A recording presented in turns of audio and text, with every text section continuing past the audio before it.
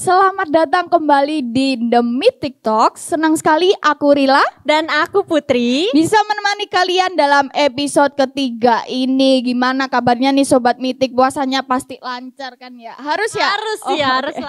Semoga Sobat Mythic dalam keadaan baik dan tetap semangat. Nah Sobat Mythic, di episode ketiga kali ini Rila, kita nggak kalah seru nih topiknya. Kemarin kita udah bahas mangrove. Kita udah bahas padang lamun. Benar. Nah yang terakhir ini adalah unsur dalam ekosistem pesisir yang paling digemari sama generasi muda. Oke, berarti apa tuh Rila, ada gambaran nggak kira-kira? Terumbu karang. Nah, hari ini kita akan bahas kenapa sih terumbu karang disebut sebagai harta karun laut. Oh iya, benar banget. Karena terumbu karang ini indah ya. Iya. Seperti hiasan laut yang kita gemari sebagai generasi. Betul banget. Udah, bener. Ini episode ketiga The Mythic Talk. Buat Sobat Mythic yang belum tahu di mana ini tayangnya di Instagram @mahrifayatra. Mungkin buat Sobat Mythic yang belum follow, silahkan cepet follow Instagram kami karena kami akan ada update-update terbaru tentang program selanjutnya. Kebetulan emang udah banyak banget nih Rila yang DM. Kak, program selanjutnya kapan sih? Oh iya ya. Program selanjutnya tuh apa sih? Oh wow. Nah, jadi akan ada di Instagram Mahrifayatra. Benar. Ya, betul ya. Berarti harus follow guys yang Nah belum betul, follow. jangan cuman pantengin aja. Benar. Ya. Kalau bisa nyalain notifikasinya biar tahu updatean kita terbaru. Nah Sobat Mythic, kalau dengar kata terumbu karang nih, apa sih yang ada di pikiran Sobat Mythic? Apakah hanya warna-warni laut? Apakah hanya kehidupan bawah laut? Atau hanya kehidupan dari ikan Nemo? Sebelumnya aku juga pernah dengar nih, kalau ternyata koral itu bisa di bleaching nih Karila. Jadi ada istilah koral bleaching buat terumbu karang. Oh berarti bukan hanya rambut aja yang Betul di-bleaching. banget, Oh, wow. Ternyata terumbu karang juga bisa di bleaching. Oke. Nah daripada kita nebak-nebak nih, terumbu karang itu apa, terus fungsi terumbu karang itu apa, perannya itu apa, dan juga apa itu coral bleaching, lebih baik langsung aja kita panggil ini tamu spesial kita hari ini. Siapa itu Kak?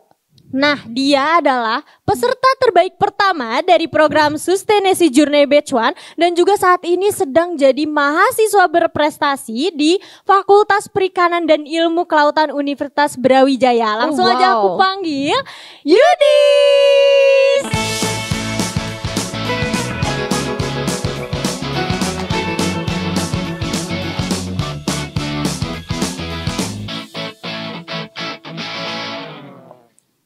Oke, halo Yudis. Halo kakak. Gimana kabarnya Yudis? Kita terakhir ketemu di Pulau Pari di kegiatan Sustainability Journey Batch 1. Gimana kabarnya? Udah lama nggak berinteraksi nih ya kita. Iya betul banget. Untuk kabarnya alhamdulillah sehat dan luar biasa kak. Oh, luar biasa Luar banget biasa. ya. Kayaknya Puasa ceria tetap semangat banget nih. Iya, puasa tetap semangat ya Yudis ya. Wah pastinya tentu tetap semangat dong. Oke, bagus. Oh ya, kemarin kan ikut Sustainability Journey Batch 1 ya Yudis ya. Mungkin aku juga sempat tahu kalau ada kegiatan snorkeling ya. Berarti Yudis langsung melihat terumbu karang di Pulau Pari ya. Bisa dijelaskan atau diceritain sedikit ke Sobat Mythic biar Sobat Mythic juga tahu gimana keadaan terumbu karang di Pulau Pari. Oke, jujur kemarin waktu di Pulau Pari itu sangat luar biasa, pengalaman yang sangat berharga buat saya dan juga teman-teman saya waktu itu, yang mana saya di sana berkesempatan bisa melakukan snorkeling secara langsung dan bisa melihat terumbu karang dan juga spesies ikan laut yang ada di laut tersebut. Oh wah, pasti irin nih semua Sobat Mythic yang belum ikut ya. Rugi nih pasti iya, yang nggak betul ikut banget. kemarin. Sayang banget ya Rila, kenapa nggak ikut gitu Iya, ya? padahal terumbu karang lihat gratis loh kemarin di Bener, Sustainability. gratis tis-tis. Tuh, rugi kalian kalau nggak ikut di next program kita ya. Makanya pantengin Instagram Mahrifayatra terus. Nah, Sobat Mythic nih, sebelum kita bahas lebih dalam lagi nih Rila terkait tentang terumbu karang, untuk bridging awal nih sebenarnya nih, kita mau tahu dulu sih Yudis, terumbu karang itu sebenarnya apa? Oke, jadi Sobat Mitik, perlu diketahui ya bahwasanya tuh terumbu karang itu merupakan ekosistem laut yang terdiri dari kumpulan karang yang hidup berdampingan dengan berbagai organisme laut. Nah, terus karang ini tuh terbentuk dari kalsium karbonat yang dihasilkan oleh koloni kecil laut yang bernama polikarang. Nah, terumbu karang juga berfungsi sebagai rumah bagi spesies laut dan memiliki peran penting dalam menjaga keseimbangan ekosistem laut.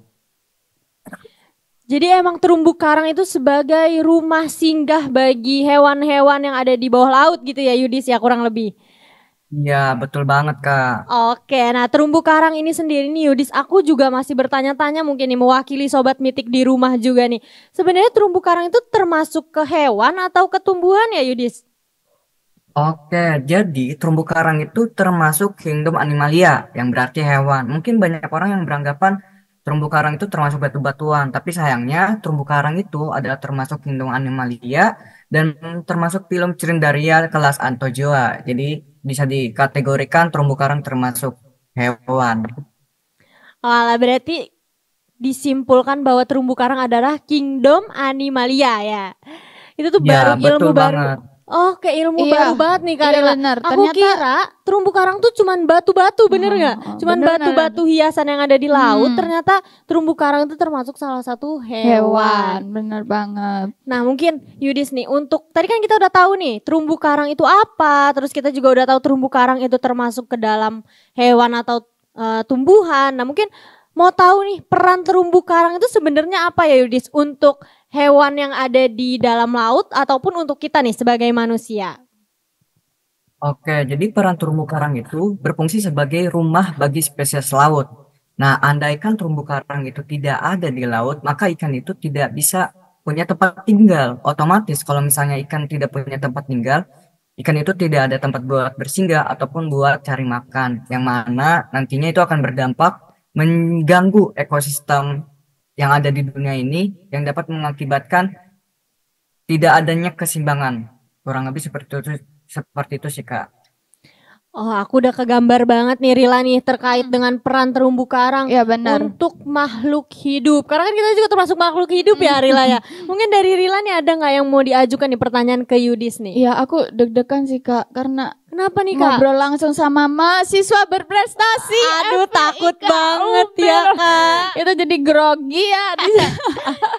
Oke, mungkin aku juga mewakili penasaran Sobat Mitik pertanyaannya ya. Mungkin apa sih Yudis yang pertama kali membuat kamu itu jadi, oh aku harus peduli nih sama terumbu karang. Mungkin bisa diceritain sedikit pengalamannya Yudis. Oke, jadi gini ya teman-teman, terumbu karang itu muncul ketika ekosistem termasuk ke ekosistem laut yang sangat rentan terhadap perubahan iklim, polusi dan juga aktivitas manusia yang dapat merusak. Nah, dari melihat dampak negatif tersebut tuh itu dapat mengganggu ekosistem laut kita tidak terjaga. Nah, oleh sebab itu kita harus dan saya mulai sadar akan pentingnya terkait menjaga ekosistem terumbu karang. Oke, jadi kita sebagai manusia juga harus ikut menjaga ekosistem di bawah laut ya, karena kita juga sebagai makhluk hidup kan punya rumah ya, di Iya betul. bawah laut pun juga Punya rumah. Jadi kita harus jaga bareng-bareng. Nah Yudis, aku penasaran nih, lebih ke kepo sebenarnya Rila. Kapan sih pertama kali nih Yudis ngelakuin kegiatan snorkeling yang bisa ngelihat keindahan bawah laut dan di mana itu Yudis? Kira-kira bisa diceritain gak ya buat Sobat Mitik nih di rumah? Oke, ini menarik banget ya teman-teman. Untuk pertama kali snorkeling itu saya lakukan pada mahasiswa awal. Jadi saya melakukan snorkeling itu di daerah Pulau Gili Katapang yang berlokasi di Kabupaten Probolinggo. Nah, kesan pertama saya di pulau tersebut tuh jujur sangat mengagumkan sekali terkait keindahan alam di luar sana dan juga bisa melihat ikan yang berwarna-warni serta terumbu karang yang begitu beragam. Kurang lebih seperti itu ya teman-teman. Wah menarik banget nih Rila. Mungkin Gili Ketapang ini yang Yudis datangin ini ya Yudis ya, bisa jadi opsi Ya. nih buat kegiatan Sustainability Journey Bisa, batch bisa, berikutnya bisa. nih. Karena emang dari Gili Ketapang ini sendiri nih Yudis kira-kira udah mengusung konsep pariwisata berkelanjutan atau belum ya Yudis? Nah, kebetulan di Pulau Gili Ketapang itu termasuk adalah wisata bahari yang sudah mengusung konsep sustainability. Berarti untuk program Sustainability Journey ini bisa banget ya Yudis jadi opsi lokasi ya Rila ya. Iya benar. Iya, bisa banget Kak. Oke, jadi mungkin berarti terumbu karang itu sama nggak Yudis kayak yang di film-film di Nemo atau di mana itu sama nggak? Karena aku sendiri belum berani sih untuk snorkeling. Jadi ya. tanya ke Yudis aja deh itu apakah sama atau lebih bagus atau beda? Gimana Yudis? Untuk itunya sama aja sih Kak dengan film yang ada di Finding Nemo, tapi lebih bagusnya kita bisa melihat secara langsung. Oh iya, berarti lebih bagus kalian terjun langsung sih guys ke lautnya ya. Kalau Tapi ada- jangan lupa Rila juga Apa? harus terjun langsung Oke, dong. habis ini aku langsung terjun Oke. ke ekosistem bawah laut. Oke.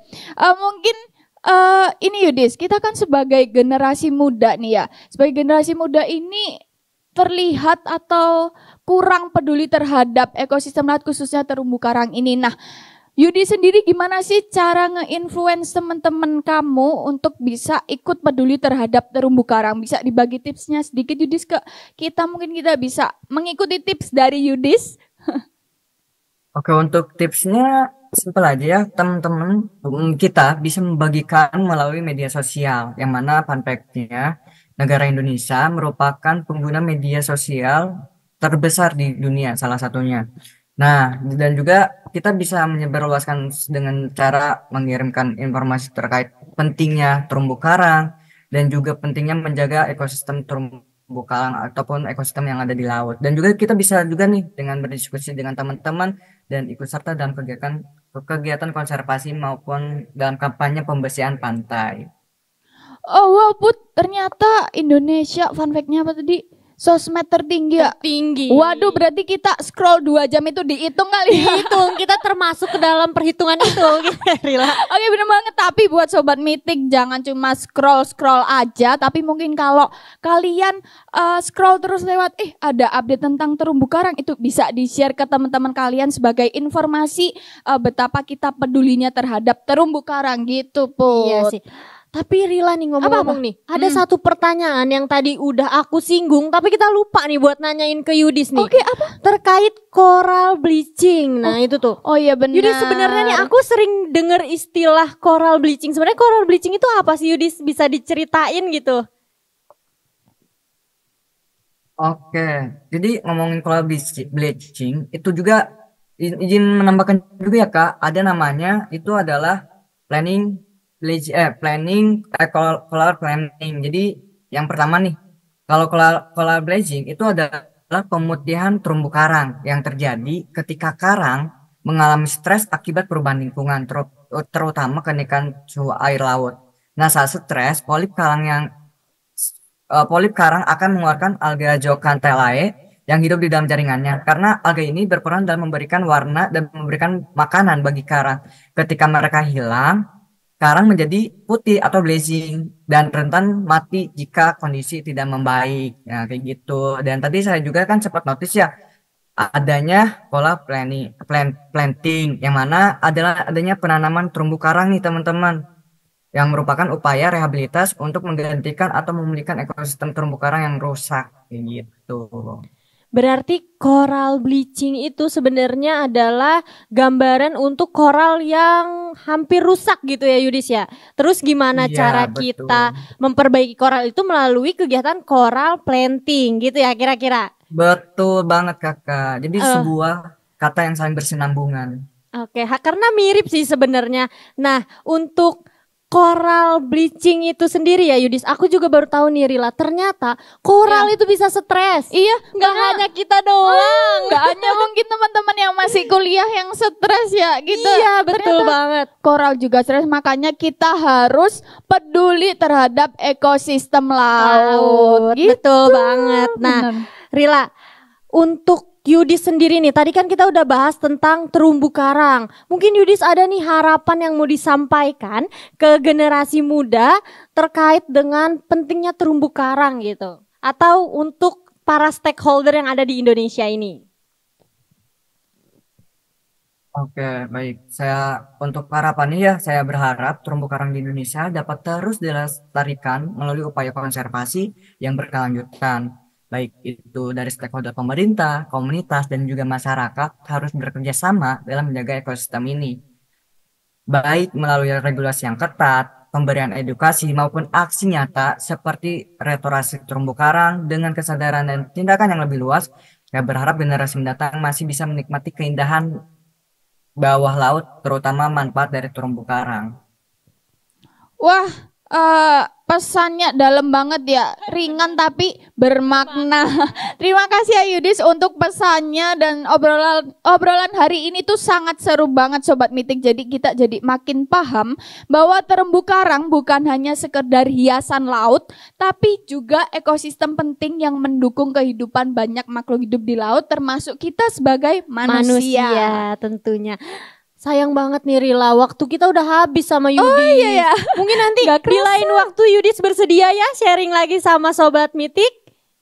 Siap dong pastinya. Oke, mantep banget nih. Terima kasih ya buat Yudis untuk waktunya bisa berbagi ilmu dan sharing pengalamannya hari ini dan di episode kali ini khususnya di Terumbu Karang. Dan tentunya terima kasih buat Sobat Mitik yang setia mendengarkan episode kali ini di The Mitik Talk. Dan pantengin IG kita terus karena setelah ini kita ada episode spesial bersama narasumber yang Expert banget nih Rila di ekosistem pesisir. Tapi bagi followers Mariva Yatra mungkin udah tahu nih siapa narasumber itu. Tapi kan bagi yang belum follow makanya follow. Iya benar banget. Jangan lupa tetap pantengin IG terus lah untuk update-update kita selanjutnya.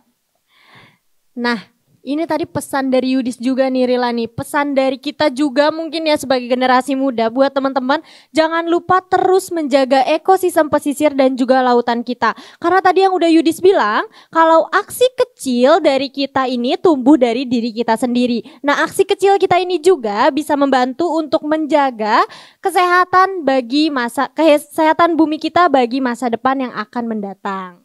Iya Sobat Mitik, itu tadi ya sharing-sharing yang santai tapi bermakna di The Mitik Talk episode kali ini. Saatnya aku Rila dan aku Putri pamit undur diri dan sampai jumpa di episode selanjutnya. Bye!